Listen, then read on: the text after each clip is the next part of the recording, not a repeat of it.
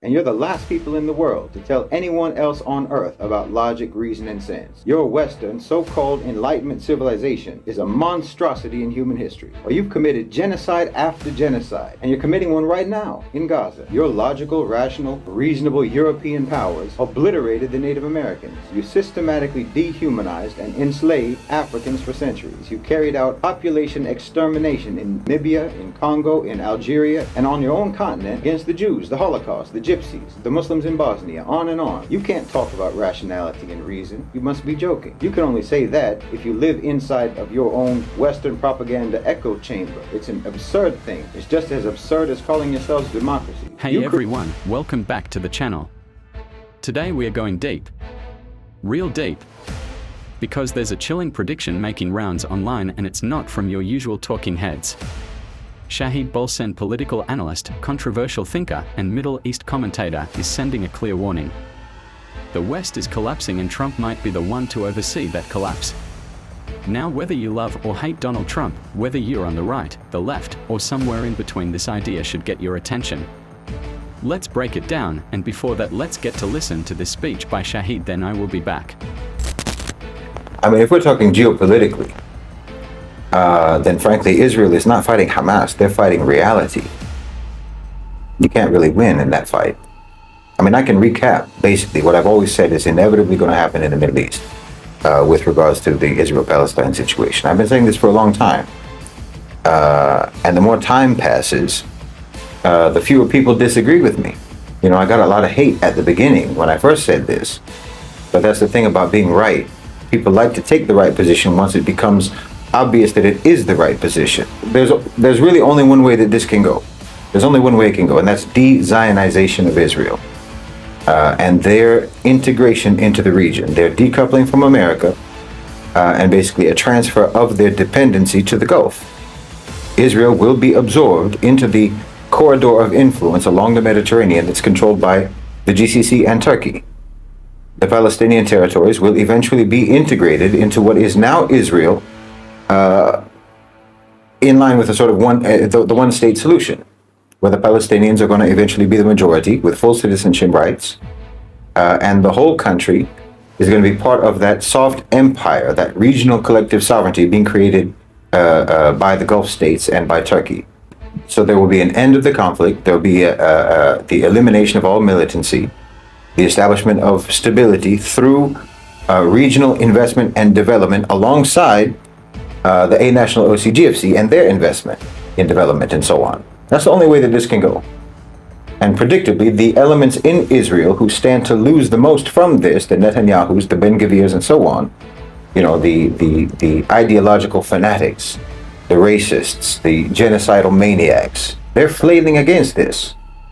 But they're just no match. They're simply no match for the powers that are driving this transition. What we're witnessing right now in Israel it's not Israel pursuing any sort of strategy. It's Israel literally running out of options. It isn't escalation as leverage, it's escalation as habit. You know, the violence in Gaza is no longer about deterrence or control or even security. They can't even make that claim. It's a ritual of dominance that no longer delivers results. It's a compulsion with no rational payoff. They're not advancing any cause by what they're doing. They're broadcasting their irrelevance, and the more irrelevant they become, the more desperate they become. This isn't speculation. The A-National Financial Elite, the OCGFC, the A-National OCGFC, have already recalibrated. They have moved on to advocacy for stability and for infrastructure and integration and development.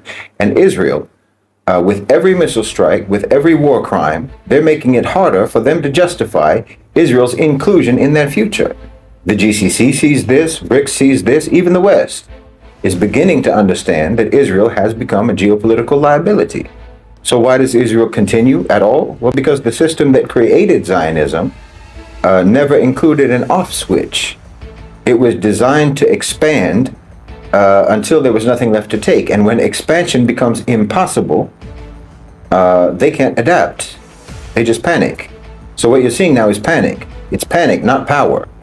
It's not strategic maneuvering on the part of Israel. It's literally their disintegration under the pressure of historical redundancy. The idea that they could empty Gaza of Palestinians, that they could actually erase a people and still walk through the corridors of global legitimacy is absolutely delusional. The world's no longer willing to pretend. Egypt is not going to open the gates. Jordan is not going to comply. No one is going to legalize ethnic cleansing just to make room for Israel's fantasy of demographic supremacy. They don't have the capital, political or financial, to try to force anyone, not anymore. The economic elite who once backed Israel for regional leverage now see greater returns in de-risking the region, not destabilizing the region, de-risking the region. The GCC states are building a future for themselves and for the whole region, and they can't afford to mortgage all of that on a client that no longer follows instructions. I'm talking about Israel. BRICS isn't beholden to Tel Aviv. The OCGFC are restructuring the whole global system, and Israel is rapidly being priced out of relevance. The genocide is not helping them, it's isolating them. It's not strengthening their state, it's hollowing their state out, which just makes them more vulnerable and more susceptible for domination.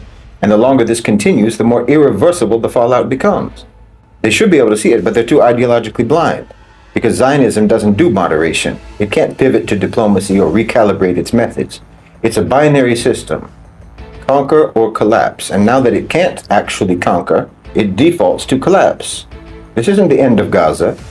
It's the end of Zionist strategy. It has become morally indefensible. It has become economically unviable.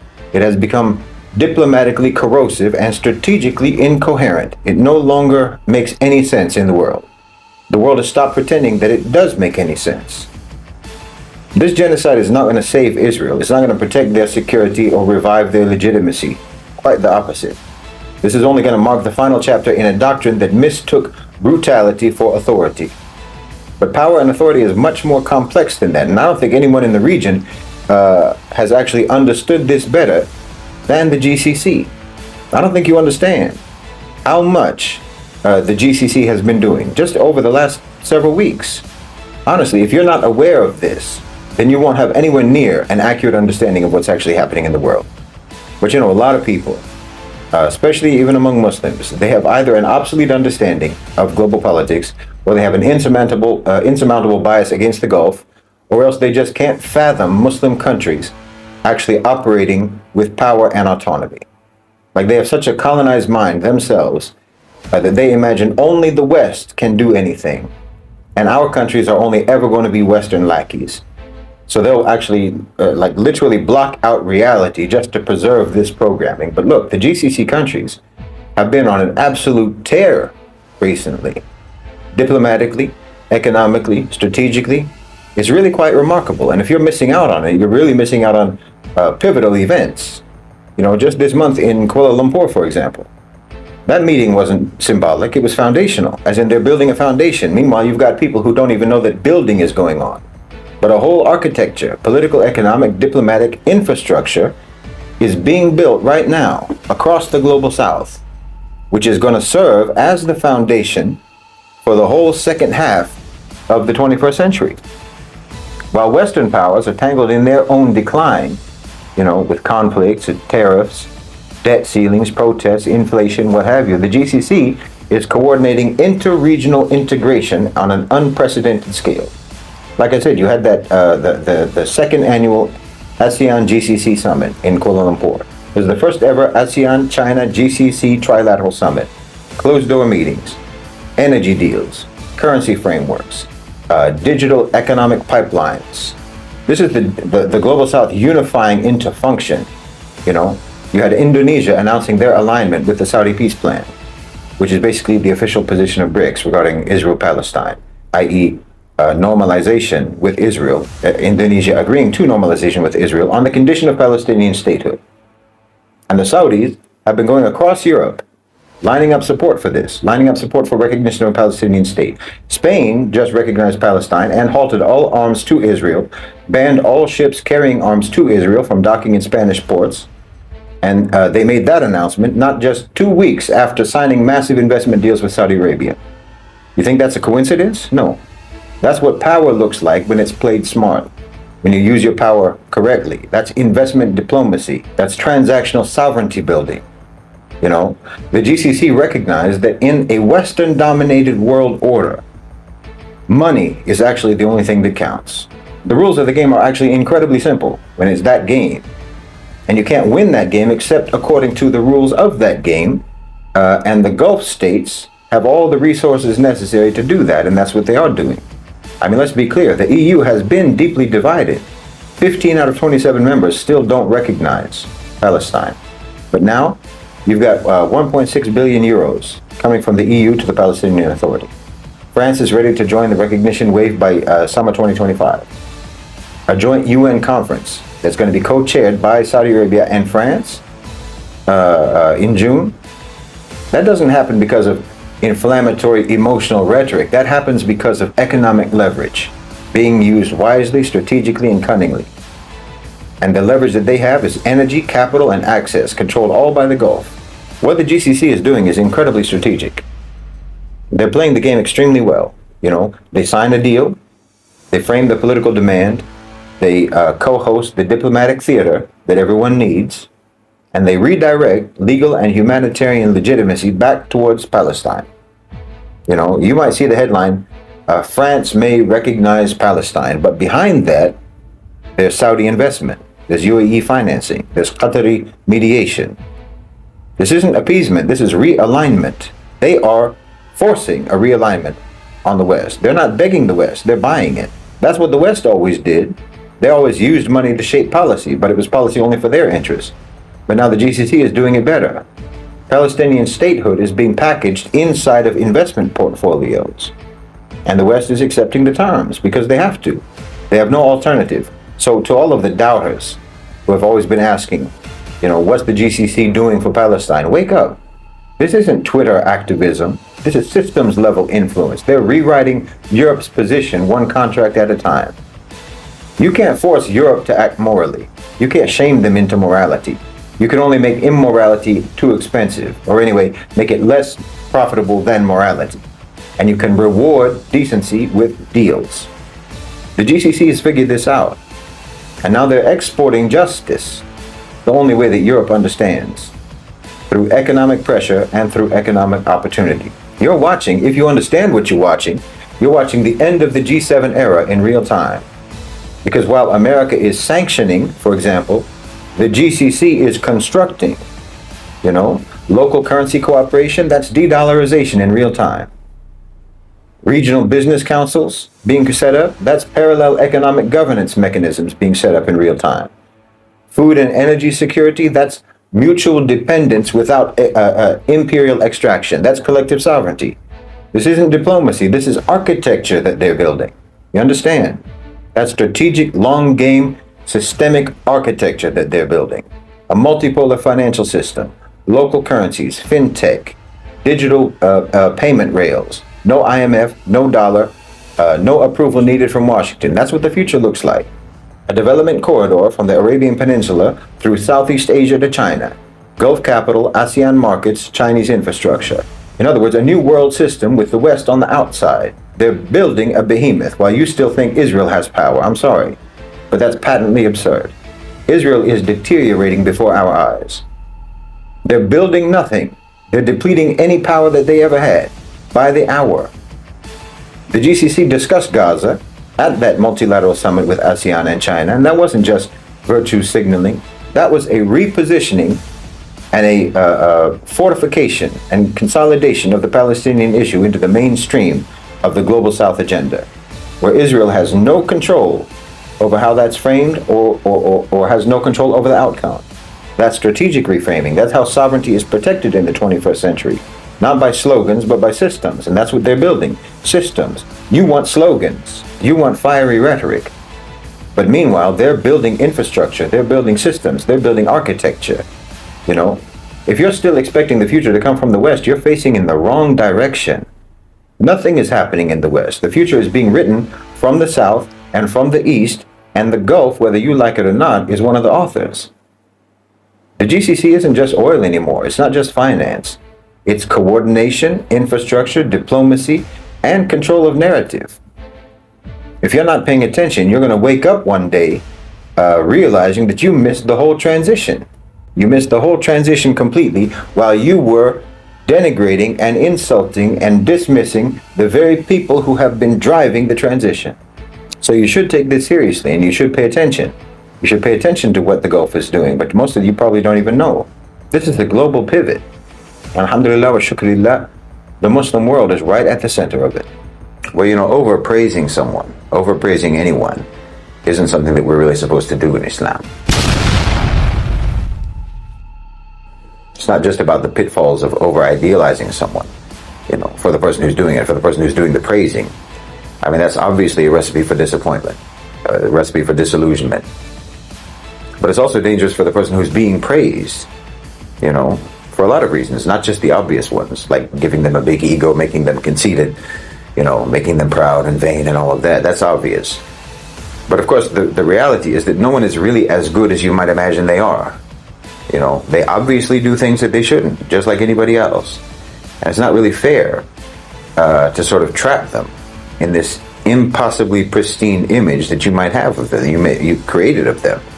People have to be allowed to have their flaws and make their mistakes, And if someone's been cast in this sort of perfect ideal with unrealistic standards and so on, then any mistakes that they make are going to be exaggerated and amplified and so forth.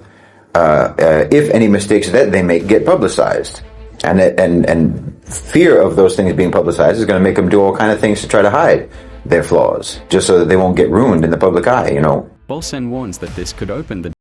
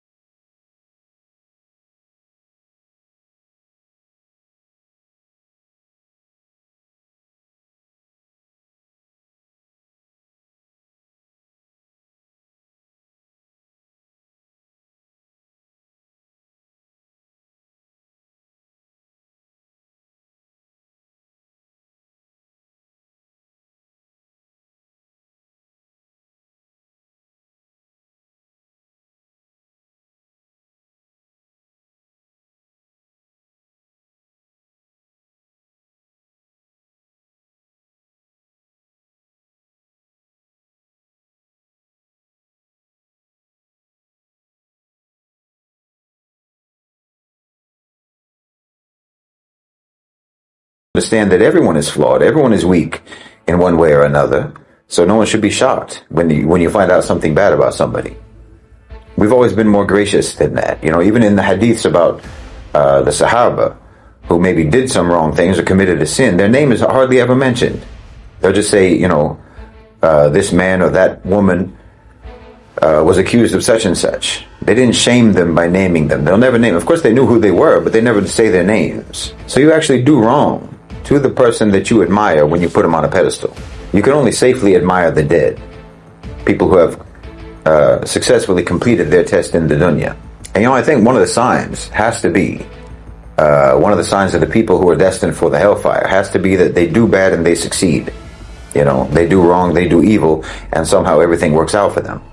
Because when Allah subhanahu wa ta'ala, when God wants you to be good, when it matters to God that you be good, that you do good, well, He'll never let you be good at being bad. In other words, you'll do wrong, you'll do evil, and it will ruin your life. That's Allah subhanahu wa ta'ala telling you, no, that's not what I want for you. That's not how I want you to be. Those aren't the deeds that I want you to do. And that's the case for most people. For most people, when you act wickedly, it capsizes your life. And that's a mercy. If you're astute enough to understand, to recognize what's going on when that happens. To be punished for what you're doing wrong is a mercy. It's a correction. If you haven't made any repentance for it, and you just keep going on that same wrong path, then it's a mercy to be corrected. See, a lot of good people only became good people because they failed miserably as villains. They might have gone down all sorts of dark paths in their life, over the course of their life. They might have done awful, immoral things. They might have lived an evil lifestyle. Because when I say that Allah subhanahu wa ta'ala won't let you be good at being bad, I don't mean that He won't make you capable of being bad. You might be very capable at it. You might be disturbingly capable at it. It might be as bad as they come. But your life also turns into a horrific mess as a result of that. Which means you're not cut out for that life. You're not cut out for that lifestyle. And that's a good thing. See, maybe young people will will look at people my age or older.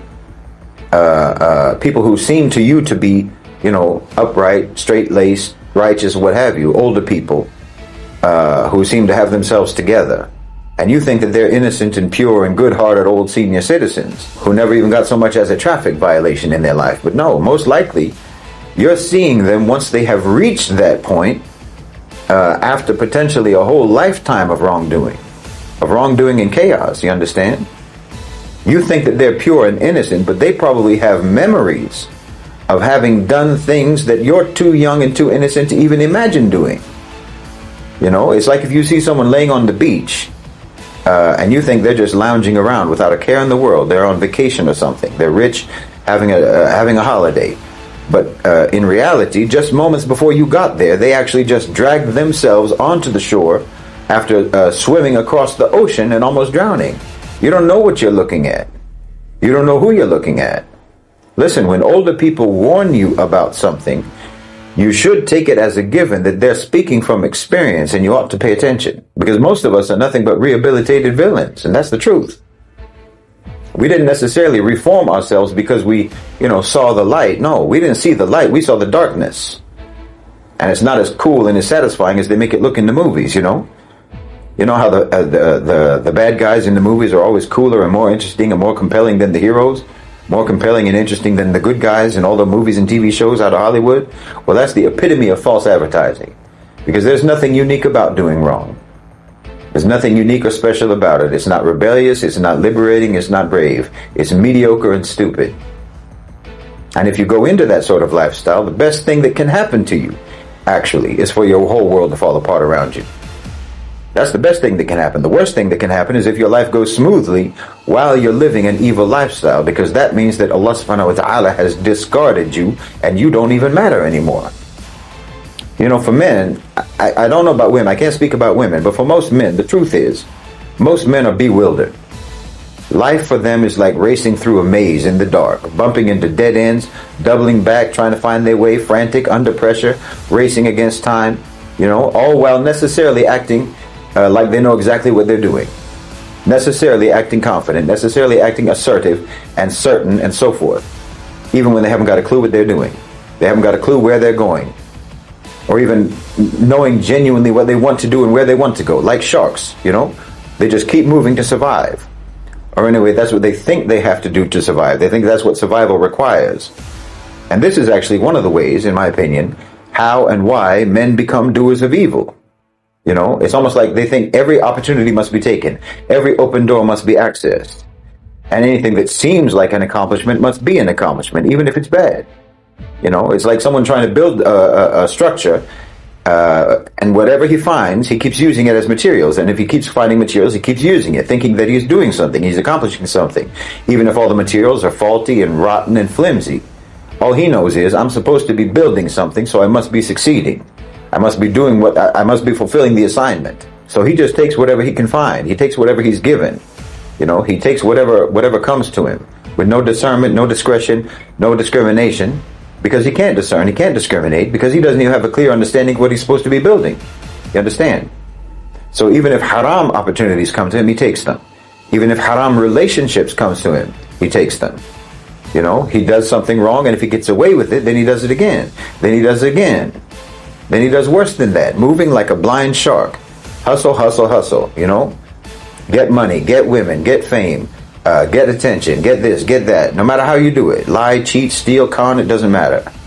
And you know that this is all shaitan. This is all from shaitan, and he becomes like shaitan. You know how the jinn are made of fire, and shaitan is a jinn. Well, they're made of fire. And then the man starts acting like fire. He has the same qualities.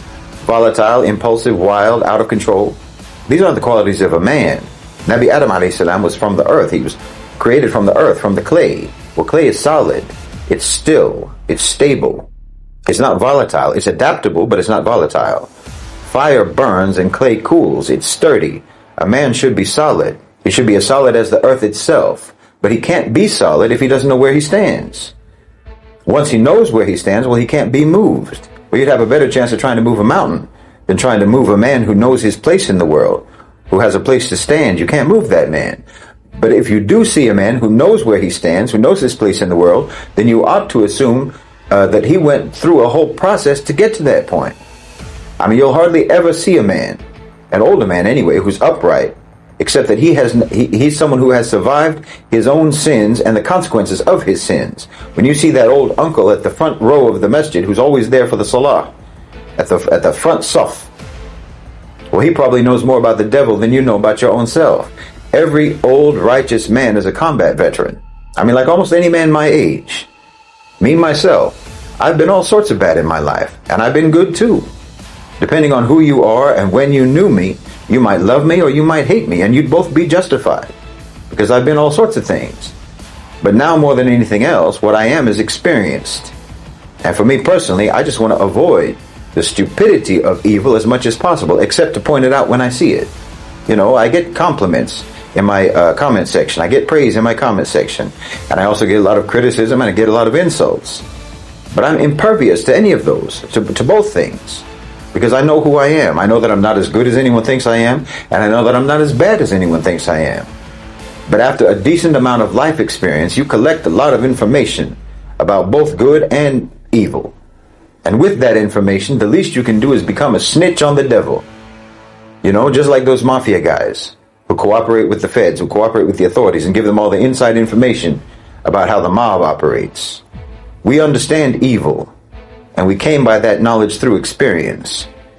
See, once you realize the disaster of being evil, not the glamour of it, not the superficial momentary perks, not the rush, but the actual spiritual catastrophe that it is and what it does to your life, well, then you begin to grasp and to appreciate what it means to be good. Not because you became a saint, but because you saw hell peek through your life, the cracks in your life, and you didn't want to fall all the way in. Being good isn't always about noble intentions and having a pure heart. That's the truth. Sometimes being good is just about pure survival. It's about not wanting your life to be a disaster. It's about being sick of the pain that you've caused others and the pain that you've carried within yourself. You don't necessarily always turn to goodness because you think that you're better than others. You turn to goodness because you know you're not better than others, because you remember all too well what it's like to be at your worst. It's not even really about being upright. It's about being mature. It's about being intelligent. And it's about self-respect. And yes, it makes you want to snitch on Iblis. It makes you want to expose his whole operation, you know, with that insider knowledge, to call out Shaitan on all of his strategies and all of his tactics. You know, upright Muslims aren't out here trying to act like they're pious. They're not standing on a pedestal. Most of us are standing on wreckage. We didn't get good, we just got tired. We didn't become saints, we just got smart. We understand that rebellion isn't freedom, indulgence isn't power, defiance isn't dignity. It's not, it's slavery. You're not taking charge of your life when you do wrong. You're forfeiting charge of your life. You're forfeiting control of your life. Like I said, it doesn't make you special. It's a cliche. There's nothing, there's no mediocrity that's more predictable than evil. You know, when you're in that, you think you're a big bad wolf, but you're really a sheep, and your shepherd is Iblis, and he's leading you to the wolves. That's why life experience allows you to speak bluntly, because you've already divorced this dunya, you know, and it was a bad marriage the whole time, and you're glad to be rid of it. And you know, when people get older, you know, I mean, like really older, when death starts moving closer, and it's not a concept but an appointment that you have. It's not abstract anymore. It's an event that you're packing your bags for, you know. You start letting go of stuff. You know how old people are always giving their stuff away? The older they get, they're giving their stuff away. It's not because they're so spiritually elevated. It's because you realize you're not taking it with you, right? The same thing happens, or should happen, with the worldly desires, with all of your worldly desires and your ambitions and so forth, including your concern about approval and your desire for admiration or your concern over disapproval and what have you.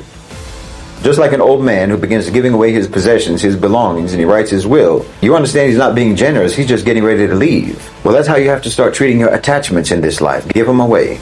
Write your will. Get your soul in order. Get your affairs in order. Because you can't be free until all the temptations of this dunya become dull and bland and boring to you, unappealing. So the shaitan has to be able to look at you and not see any buttons he can push. Then you can't be bribed, you can't be blackmailed, you can't be threatened, you can't be coerced, you can't be paid off, because the dunya has nothing that you want. You don't need approval and you don't fear disapproval. This will solidify you. This will make you still and settled, and you'll have your place to stand. So, if you have done wrong in your life, or if you're doing wrong, if you've been making the shayateen your friend group, okay, then be disloyal, I'm saying. Be a traitor, be a mafia snitch, turn on him, be a whistleblower, be a security breach in his system of evil. Teach your brothers and sisters about his manipulation and how it works so that they won't fall for it.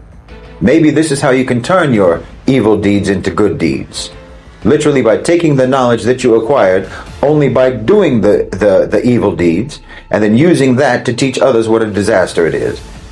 And then maybe, if you're fortunate, maybe, inshallah bi'idhnillah, when the judgment day comes, you'll break even. And that's as good as a win. Hello everyone, welcome to a Frivlog Updates, where truth is not just told, it's unveiled. No filters. No sugarcoating. No distractions. Just raw, uncut reality from the streets to the seats of power. If you are ready to see the world as it is, not as they want you to believe, you are in the right place. Hit that subscribe button and stay informed. We deeply respect and acknowledge every creator whose work is featured here. Your voice matters and your presence is recognized. This is a Frivlog Updates.